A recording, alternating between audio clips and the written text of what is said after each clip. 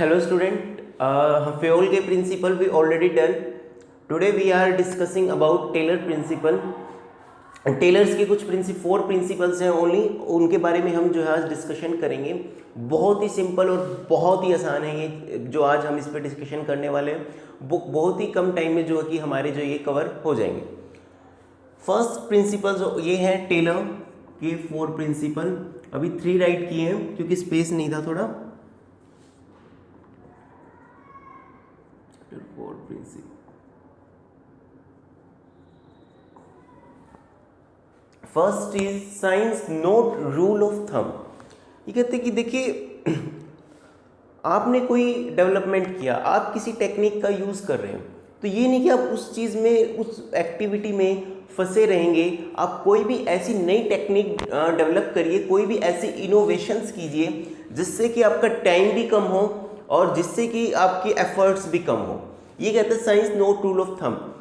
इसमें जो बेसिकली चीज़ें आपको माइंड में रखनी है, एक एग्जाम्पल भी लेंगे, एग्जाम्पल से और क्लैरिफाई होगा, बट थ्योरेटिकल में not stuck with the old technique.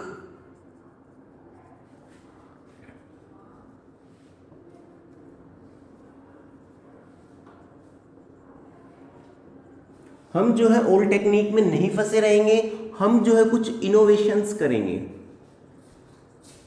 जिससे कि हमारी इनोवेशंस करेंगे, टाइम वगैरह एफर्ट्स वगैरह जो है हमारे कम होंगे. और इसमें जो है जैसे हमने कहा था, पहले भी एक बार डिस्कस कर चुके हम, परचेज डिपार्टमेंट होता है, मार्केटिंग डिपार्टमेंट होता है, एचआर डिपार्टमेंट होता है. सेम उसी तरीके से बिजनेस में एक डिपार्टमेंट और होता है जिसका नाम होता है R&D, research and development department. तो ये कह रहे हैं जो आपका डिपार्टमेंट है, कौन सा, रिसर्च एंड डेवलपमेंट का, इस डिपार्टमेंट पे भी आप फोकस करेंगे, इसमें भी आप इन्वेस्ट करेंगे, इसको भी आप मोटिवेट करेंगे. मतलब जो हमारा डिपार्टमेंट है रिसर्च का, इसको आप इग्नोर नहीं करेंगे, क्योंकि यही डिपार्टमेंट क्या होगा, नई टेक्निक को जो है मतलब इनोवेट, नई टेक्निक लेके आएगा, नई टेक्निक कुछ इनोवेशन करेगा. यही डिपार्टमेंट करेगा.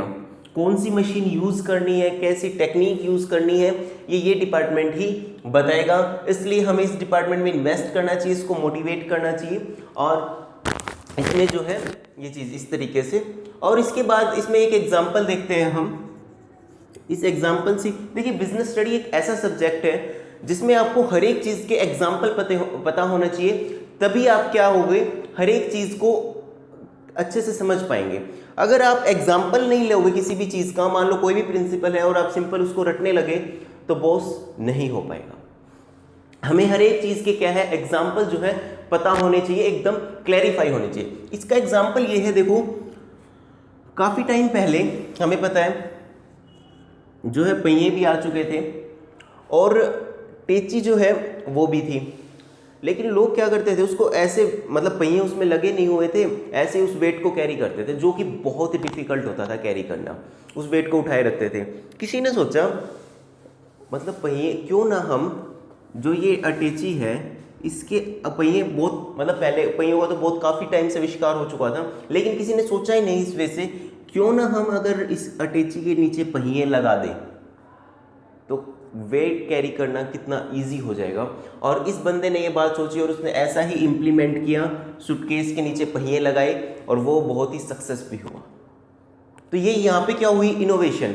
और ने उसमें सोचा ही नहीं, उसने कहा भाई ओल्ड टेक्निक में फंसे नहीं रहेंगे हम, अटैची को ऐसे कैरी करके या ऐसे बैग पे पीठ पे लेके जाके हम ऐसे फंसे नहीं रहेंगे ओल्ड टेक्निक में, हम कुछ नया करेंगे. नया क्या, हमने अटैची के नीचे पहिए लगा दिए जिससे कि वेट कैरी करना बहुत ईजी हो.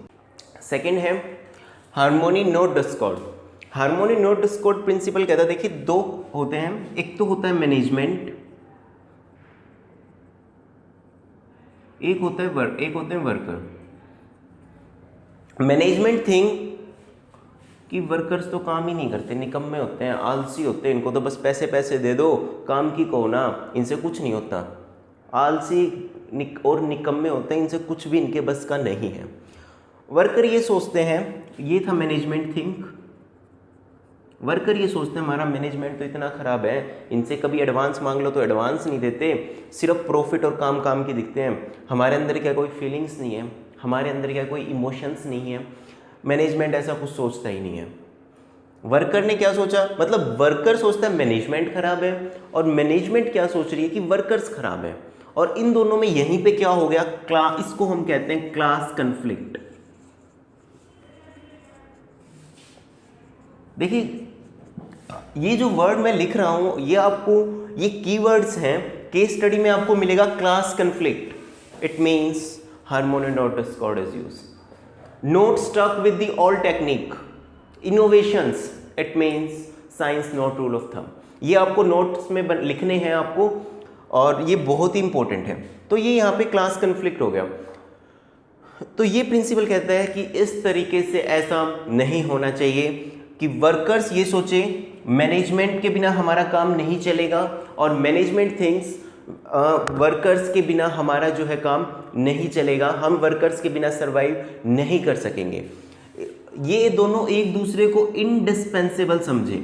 चलो ये वर्ड छोड़ दीजिए आप, ये सोचे कि एक दूसरे के बिना हमारा काम नहीं चल सकेगा।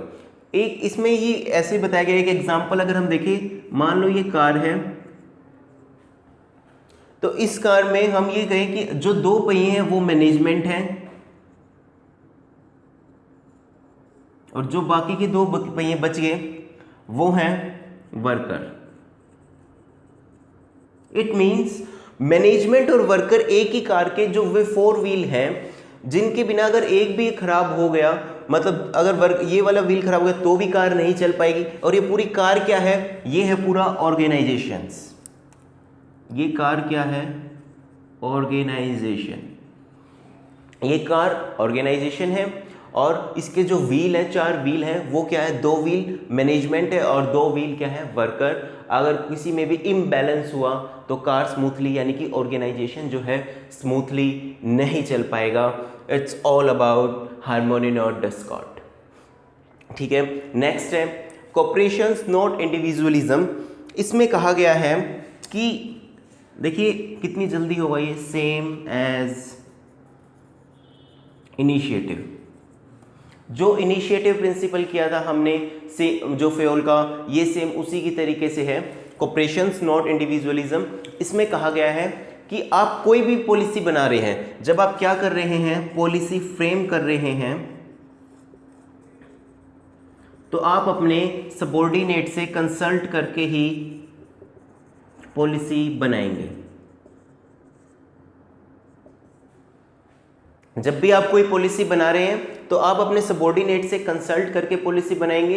ऐसे नहीं कि हम, देखो cooperation not individualism, not individualism का मतलब यहाँ पे क्या है, नॉट मतलब ऐसा ना हो। इंडिविजुअलिज्म कौन, टॉप मैनेजमेंट, उसने अकेले नहीं पॉलिसी बना दी और उस पे कहा पूरे ऑर्गेनाइजेशन पे उसको थोप दिया कि आप करो अब इस काम को।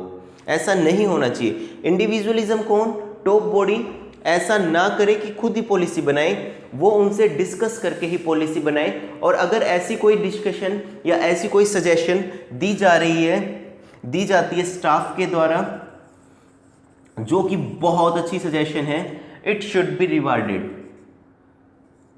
Should be rewarded. Cooperation not individualism में क्या ध्यान रखना है, whenever top management frame the policy, it must be consider the subordinate and subordinate की जो है राय बहुत ही जरूरी है जाननी जब भी हम पॉलिसी फ्रेम कर रहे हैं। और अगर कोई ऐसी सजेशंस कोई भी एम्प्लॉय देता है जो कि सजेशन हमारे लिए बहुत बेनिफिट होती है, तो उसके हमें उसको रिवार्ड भी देना चाहिए। ये है कोऑपरेशंस नॉट इंडिविजुअलिज्म। ये हमारा 4th प्रिंसिपल है टेलर का, last, development of each and every individual.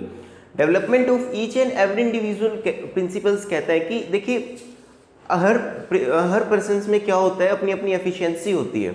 Her persons में क्या होती है, अपनी एफिशिएंसी होती है,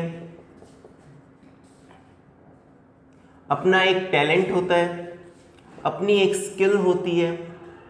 आप उस टैलेंट और स्किल को आइडेंटिफाई कीजिए और पता करिए कि इसकी एफिशिएंसी कहाँ तक है और उसको उसी के अकॉर्डिंग ट्रेनिंग दीजिए। फॉर एग्जांपल अगर कोई पर्सन आपने अपॉइंट किया किसमें, परचेज डिपार्टमेंट में, आपने ये मान लो मिस्टर एक्स है, आपने मिस्टर एक्स को अपॉइंट किया कौन से डिपार्टमेंट में, परचेज डिपार्टमेंट में। But after some time you notice कि इसमें वो मार्केटिंग का जो है बहुत ही अच्छी स्किल है, और अगर ये मार्केटिंग डिपार्टमेंट में चला जाए तो इसके लिए बहुत बेनिफिट है, क्योंकि इसका इंटरेस्ट, इसका कैलिबर, इसकी एफिशिएंसी सब कुछ मार्केटिंग डिपार्टमेंट के अकॉर्डिंग दी बेस्ट है। तो हम क्या करेंगे, इसको ट्रेनिंग भी मार्केटिंग डिपार्टमेंट के अकॉर्डिंग देंगे, इसको उसमें ट्रांसफर करेंगे क्योंकि हमने इसका इंटरेस्ट का ध्यान रखा। और development of each and every individual, अब ऐसा नहीं, मान लीजिए दो पर्सन हैं, एक मिस्टर एक्स एक मिस्टर वाई, और मान लीजिए मैं बॉस हूं, तो मिस्टर एक्स क्या करता है, मेरी बहुत अच्छी तारीफ करता है, सर आप ऐसे हो, सर आप ऐसे हो, काम में ये थोड़ी सी लापरवाही भी कर देते हैं। तो मैंने क्या किया, इसका तो डेवलपमेंट कर दिया। डेवलपमेंट कैसे, मैंने इसको तो क्या कर दिया, प्रमोट भी कर दिया और इसको ट्रेनिंग भी दी। लेकिन मिस्टर वाई जो कि मेरी तारीफ नहीं करता था, मैंने क्या किया, इसको ट्रेनिंग नहीं दी, सिर्फ और सिर्फ इसको ही ट्रेनिंग दी। तो इससे क्या हुआ, सिर्फ इसका तो फायदा हुआ, लेकिन ईच एंड एवरी सभी का फायदा नहीं हुआ। तो जब हम ट्रेनिंग प्रोवाइड कर रहे हैं तो ट्रेनिंग प्रोवाइड करते वक्त हमें सबको ट्रेनिंग देनी है, उनका इंटरेस्ट ध्यान में रखना है, उनकी एफिशिएंसी ध्यान में रखनी है। अगर किसी में मार्केटिंग का टैलेंट है तो उसको मार्केटिंग डिपार्टमेंट में डाल देना, किसी में अगर अकाउंट्स का टैलेंट है, मान लो हमने उसको पॉइंट तो कर लिया मार्केटिंग में, but after some time we notice that it is suited for the account department, तो हमें उसको अकाउंट डिपार्टमेंट के अकॉर्डिंग ट्रेनिंग देनी चाहिए, अकाउंट डिपार्टमेंट में उसको जो है ट्रांसफर कर देना चाहिए। ये कहते हैं development of each and every individual. एक बार फिर से चारों प्रिंसिपल देखते हैं, देखिए शॉर्ट में। First, science not rule of thumb, not stuck with the old technique, हम पुरानी टेक्निकों में नहीं फंसे रहेंगे, हम कुछ इनोवेशन करेंगे, जिससे क्या हो गए हमारी इनोवेशन से, इनोवेशन किस लिए, इनोवेशन फॉर बेटरमेंट, जिससे हमारा कॉस्ट रिड्यूस हो सके, ऐसा इनोवेशन जिससे हमारा टाइम रिड्यूस हो सके। लिख सकते हैं कॉस्ट रिड्यूस करे, टाइम रिड्यूस करे, एफर्ट रिड्यूस करे। ऐसे हम कोई भी इनोवेशन करेंगे जो हमारी कॉस्ट, टाइम एंड एफर्ट इनको क्या करेगा, रिड्यूस करेगा। और क्या होगा, हमने बताया था इसमें रिसर्च डिपार्टमेंट होगा, उसको ज़्यादा से ज़्यादा हम मोटिवेट करेंगे कि आप कुछ ना कुछ न्यू जो है इन्वेंट करो। हार्मोनी नॉट डिस्कॉर्ड, दो चीजें हैं, एक मैनेजर और एक वर्कर। मैनेजर ऐसे ना सोचे कि वर्कर खराब है, वर्कर ऐसे ना सोचे कि मैनेजर खराब है। ये एक ही गाड़ी के दो व्हील मैनेजमेंट है और दो व्हील वर्कर है। अगर कोई भी इम्बैलेंस हुआ तो कार यानी कि ऑर्गेनाइजेशन जो है स्मूथली नहीं चल पाएगा। Cooperations not individualism. इंडिविजुअलिज्म मतलब क्या, पहले समझिए। इंडिविजुअलिज्म, टॉप बॉडी, बॉस, वो अकेला सारे डिसीजन ना ले, वो क्या करे, जब भी पॉलिसी फ्रेम करे कंसल्ट विद द सबॉर्डिनेट। अगर सबॉर्डिनेट कहें कि बॉस आप ये वाली पॉलिसी फ्रेम करो, उसी के अकॉर्डिंग पॉलिसी बनाए, उसी के अकॉर्डिंग रूल रेगुलेशंस बनाए, उनकी बातों को समझे। और अगर कोई ऐसी सजेशन मिली जो कि बहुत ही ब्रिलियंट सजेशंस थी, तो आपको उसको रिवार्ड देना चाहिए ताकि वो आगे भी ऐसी सजेशन दे। तो सजेशन हो तो आपको उसको रिवार्ड देना है, ठीक है, आपको उसको मोटिवेट ताकि वो हो। उसके बाद लास्ट थी development of each and every individual visualism. इसमें कहा जिसमें जो टैलेंट है उसको उसी के अकॉर्डिंग ट्रेनिंग देना, उसकी एफिशिएंसी को, उसकी स्किल को हमें ध्यान में रखना है। ऐसा नहीं कि हम सिर्फ एक मिस्टर एक्स ये हमारे नोन में था या ये हमारी जो है बटरिंग काफ़ी अच्छी करता था तो हम सिर्फ इसको ट्रेनिंग दें, इसको इसके साथ पार्शियलिटी करें, ऐसा बिल्कुल भी नहीं होना चाहिए। अच्छा, अब आप एक बात बताना कि अब हम इसके जैसे अब हमें 4 प्रिंसिपल किए, क्या अब हम इन्हीं की केस स्टडी करें या टेक्निक को कंटिन्यू करके फिर हम जो है केस स्टडी पर आए। अगर आपको ये क्लियर होंगे तो टेक्निक भी कर सकते हैं, लेकिन अगर आप कह रहे हो कि इन चारों की दो 3 में केस स्टडी करवा दूं उसके बाद टेक्निक पे मूव करें, तो आप जो है ये कमेंट बॉक्स में कमेंट करके एक बार जरूर बताएं। Thank you so much and don't forget to like share and subscribe. Thank you so much.